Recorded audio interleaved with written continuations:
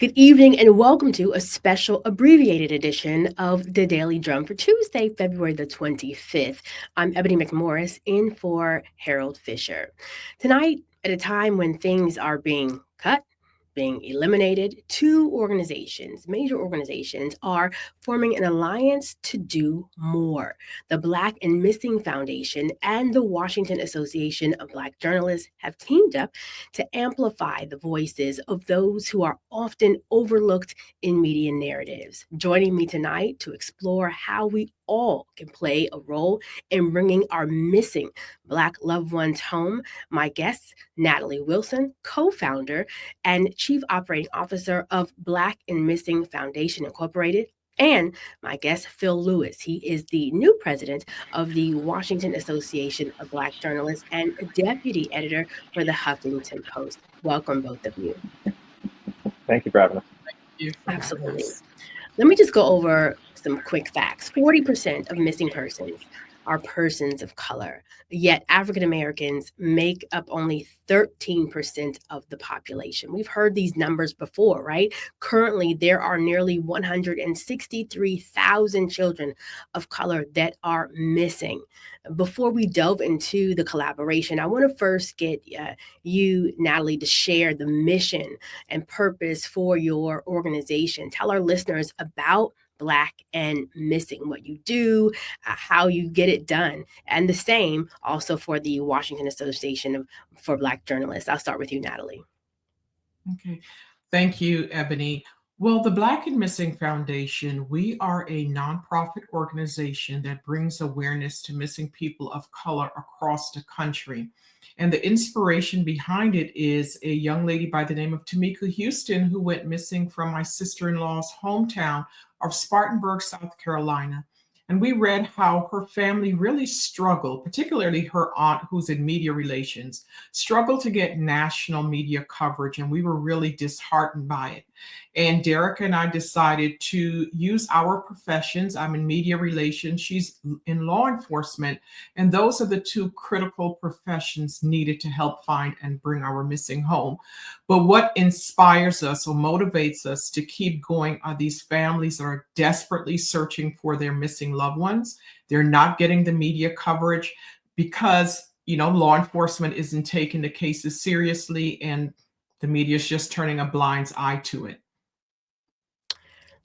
Talk about, Phil, what it is that you do as the president of the Washington Association for Black Journalists. And then I'm going to go into what inspired this collaboration. Yeah, so again, thanks for having us. So the Washington Association of Black Journalists has been around since 1975, and we're an organization of over 350 media members, journalists, media-related professionals. And what we advocate for is to make sure that in the media, we are accurately represented. We are in newsrooms, and we actually are able to have our thumb on the pulse of what's going on in newsrooms all over the Washington metropolitan area. And so this collaboration is something that is important to both of us, right? And for journalists in the area, we want to make sure, at least during this term, that we're going to make sure we're in the community and that we are using our resources that we have as the WHUR, one of the largest chapters of the National Association of Black Journalists, to make sure that we're using our resources to help organizations like the Black and Missing Foundation. Natalie, talk more about this collaboration, because I know, I've been working in radio and television for over 20 years, and I have seen the work that you have done in the community, and I've seen how you have tried to amplify this issue over and over again. And sometimes you get attention and then it goes away, but still we are continuing to see our Black folk go missing. Talk a little bit about this this collaboration. And I'm like, how did this come about? I'm so excited to hear this. In all transparency, I'm a member of the Washington Association of Black Journalists. So that also puts the onus, I say, on me too, to really honestly do more on what we can do. Mm-hmm. Well, it made sense. We have worked with WABJ on many cases, helping us to amplify not only the cases on a local level, but on a national level. I mean, I think Phil was sick of me calling him, Phil, I have this story. Can you please help me? And Yeah. he, as well as Linda and so many of your members, they jump right in because they know the urgency of it. And, as we talk about DEI, this is more than just a DEI issue. This is a human rights issue, and their Mm. family members are desperately searching for their missing loved ones. So awareness is key, and media coverage helps these cases get solved. And two, it puts pressure on law enforcement to add resources to the case. So again, it made sense to partner with WABJ, where the reporters and news execs can understand the issue. What we're finding as we do this work is there are little to no policies and procedures in place when it comes to who gets coverage in a missing persons case. So what we're doing collectively, and Phil can talk more about how we're working together, is to bridge the gap. We're creating policies and procedures in place, putting them in place so there are no inherent biases from news outlets as to who gets coverage. Before we get into those biases, Phil, for those listening, talk about what this joint task force is going to look like. What do you hope to be the outcome? Yeah, so I'm really glad she brought up inherent biases because in newsrooms, there newsrooms all over the country, they tend to be filled with journalists that don't look like us, and because of that, they are not looking for stories about us and what we go through, right? And that's why this collaboration I think is so important, so we can at least do what we can to put guidelines, and that's what this task force is going to do. We're going to create guidelines, talking about using informed language and appropriate language. Maybe we don't use the word runaway. Maybe we use another word, right? Or also figuring out ways that we can best engage with families. Talking about the nationwide alerts, the local alerts that we use. For example, in California, you have the Ebony alert. So we just wanted to be able to use our knowledge, pull all these resources that we have as the WWJ, and all these minds that are in newsrooms every day thinking about the news, to create this task force and to create these guidelines that we can spread all over the country. Let me just even add to that a little bit, because even when we are represented in these newsrooms where you don't see a lot of our faces, I really want the public to know that there are many of us trying to get information out. And when we're having these meetings with directors and producers, there are Black folk in there that are making these issues known, but many times they go on the back burner because it is not a priority. That's why I think I so appreciate this new relationship and partnership. And when it comes to especially Black and Brown communities, people many times see our kids as disposable. Natalie, talk about some of the biases that you have seen and how it has affected the work that you have been doing. Well, what we are typically seeing is that our children, when they go missing, they're classified as a runaway. And if you're classified as a runaway, you do not receive the Amber Alert or any type of media coverage at all. And what we're also finding is that our young girls and women are not seen as victims. And many times they are adultified. And the perception is, what happened to you, you deserve it because that happens in that particular sector of society. But what we're doing is we're changing the narrative that these are our missing daughters and sons, our family members, and they're very valuable to our community. So we're trying to change the narrative around these, missing individuals. And even in our community, we tend to call our girls fast. Or, Yeah. and if a young child, is pregnant, let's say a 13 or 15-year-old, first of all, a child cannot consent to sex, right? So what are the underlying issues that's causing this? And it doesn't matter your zip code, your education, or your socioeconomic status. These individuals deserve to be found, they deserve to be protected, and their families deserve answers as to what happened to them. We want our missing to be household names too.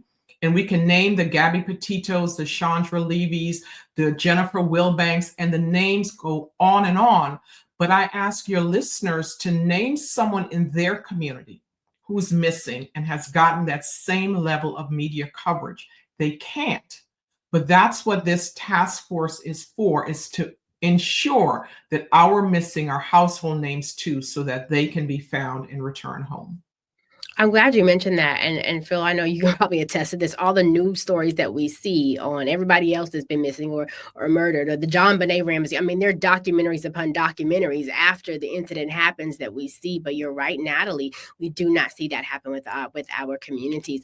For both of you, and I guess specifically for you, Natalie, when we talk about police, their part in this, how has it been in speaking with them? Like Phil, you mentioned the Ebony Alert that one state has.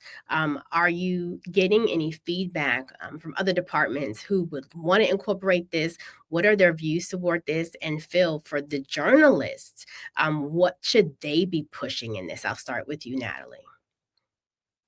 Well, last summer, we put together a law enforcement guide to help law enforcement as they are, working on these cases. And one of the things that's very important is to work with the public information officers, because again, there's so many stories that should be told and could be told, but you have to reach back and reach out to law enforcement.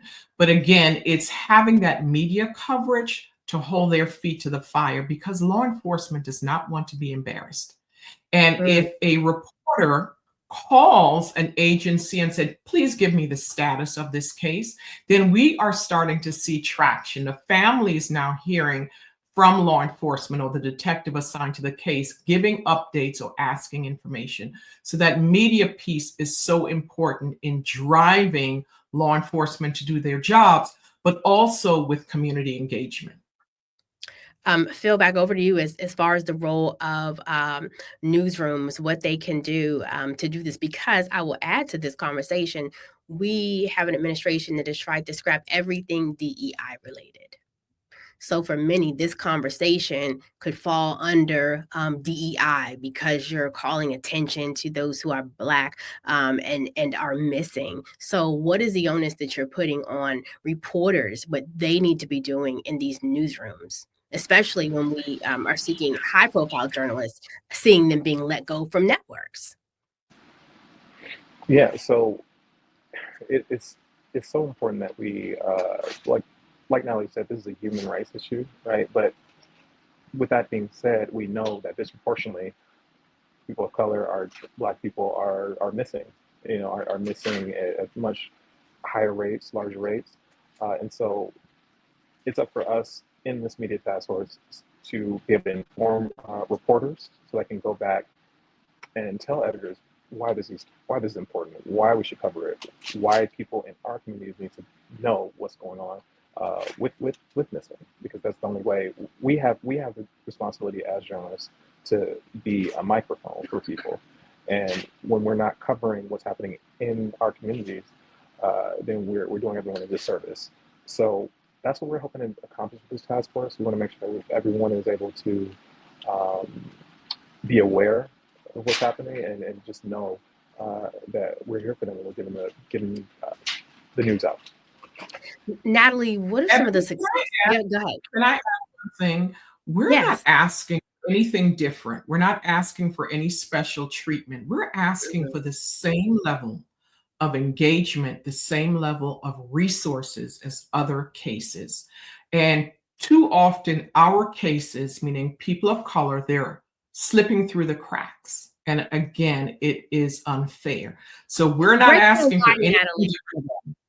I don't mean to talk over topic, but break down, because I really want people who are listening to this to understand the seriousness of it. To say, we say that the phrase disproportionately affected so much. I think it just kind of goes in one and out of the other. But you have seen some grave disservices that have happened when it comes to locating our young people. Talk about some of those things that you have seen, and they may be some things that just keep you up at night, that keeps you in this fight.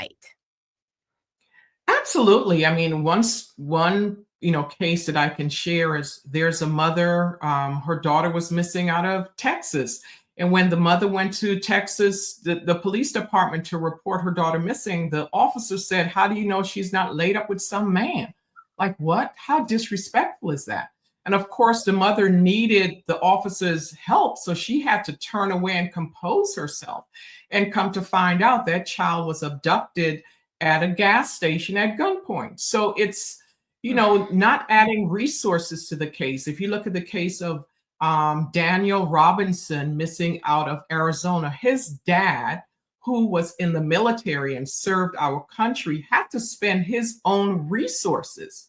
Taxpayer dollars typically, go towards these assisting these families. He had to spend his own resources and fight to get awareness for his son.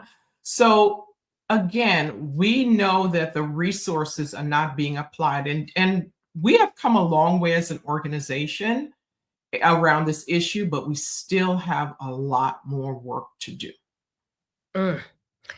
Phil, or is there anything as far as WABJ is concerned that you plan to do as far as collaborating with law enforcement agencies or amplifying this story to reporting on investigations of Black and brown persons cases? Yeah, so just to reiterate, I agree with everything Natalie just said. That I really want to impress upon the people that these are real people. These are people, folks' loved ones, that are missing, and so it's honestly the least that we can do as WBJ is making sure that we are collaborating with our members, who, when people think about WBJ, they think of, okay, oh, you all come to the White House, you all come to politics, but Right. no, we have members that cover a wide range of stories, and so what we're going to do is empower our members to make sure that they know we're here to support and cover the stories of missing persons as well. So we're here to empower our members to do so. Natalie, on that point, what are some of the policies that you want to see addressed or changed that you're pushing for? Because as journalists are writing these stories and as they're covering them at the same time, the question is, what are the policy changes that need to be made? Well, what we're finding is many times there are no policies in place. So we may be starting from scratch in some instances. However, we want journalists to be mindful, as Phil said, that these are valuable members of our community who are missing. And if the family member provides you with a photo, please don't go to the individual's website or social media platform and choose an unflattering picture or image. We see that every single day. So, and just be mindful as to how you're reporting the case and be respectful of the family and report factual information that are relevant to the case. No one is perfect. They may have had something in their background, but the reason they're missing has nothing to do with that. So you don't need to revert back to that.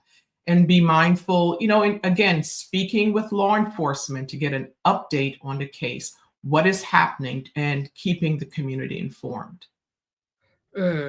You're saying a lot of things, and I'm thinking about some ways that journalists, even those who care sometimes, the level of sensitivity that we need to have when we approach these kinds of stories in our communities. And like you said, Phil, making this making this human, because many times for our community, our stories are not humanized, and we already see, and we've seen poll after poll, where there's a distrust many times when it comes to media. Phil, talk about, as we talk about this, the importance of Black media in this conversation, because we many times carry the stories that you do not see on mainstream media. Yeah, I mean that's it, right? And we're hoping to take this beyond just Washington, but it just this year is the 198th anniversary of the Black press, and we've been doing this work for so long and informing our communities, because, like you said, mainstream media just does not seem to care about our stories in the same way that we care. The work that we do is so important. The work that you do, obviously, is so important. So that's why this collaboration is key. Our organizations need to be able to come together and collaborate so we can get our stories out there and humanize them. Natalie, the third component of this is the community, right? What is it, those who are in the community and they're like, I may not be a journalist, but this is a story that maybe have affected me, but I care about. How can the community get involved in this effort and support the work that you're doing? And what are some things that you want them to know that they may not necessarily be aware of when it comes to this issue? Well, we can no longer turn a blind eye to this issue. So just because you don't know the missing individual, you may see a social media post, don't just disregard it. We vet every single case that's uploaded to our website or our clearinghouse. And if you know something, say something. We know that there's a sense of distrust between the minority community and law enforcement. So we have an anonymous tip line. So if you have any information about a missing individual, please report it to bamfi.org. We will not compromise your identity. But we cannot do this work alone. We need the community to be very engaged because someone knows something and there are too many missing individuals and we need to bring them home safely. So true. Phil, for you, is there any way that the organization, maybe even reaching out or working with the community on this? And I know this partnership is still new and developing, but there may be people that have ideas on how they can reach out or even partner or help in this effort. What do you advise them on this? I would advise them. To check out WABJ.org, WABJDC.org. Just check out our website. Please reach out to us at info@WABJDC.org. Please reach out to us if you have stories, and we try our best to get back to everybody that we can. Natalie, for parents, I know several parents who have gone through this nightmare of having their child missing. What is the advice for those who are listening? May not have been in this situation yet, but you never know, or they may know someone who is currently in this situation. What is the advice that you want to give if their child or their neighbor or someone that's close to them comes up missing? What do they need to do? Well, first, never give up hope. You have to hold on to hope that your loved one will return home, but you also have to be very active. Whether it's an anniversary or a birthday, or you have a little bit of information, utilize social media to get that information out there. Also work with your local media outlets to continue to keep that profile in the forefront. And, in our community, we have seen, I hate to say, but we tend to pray things away, right? We have to be proactive. Say it. I'm trying to be diplomatic. We have to be proactive. We have to do the work. And yes, hold on to faith and hope. And also, have these tough conversations with our children. We tend to think that our children are abducted in white vans, and they are. But social media, we need to pay attention to what's being done. I love it.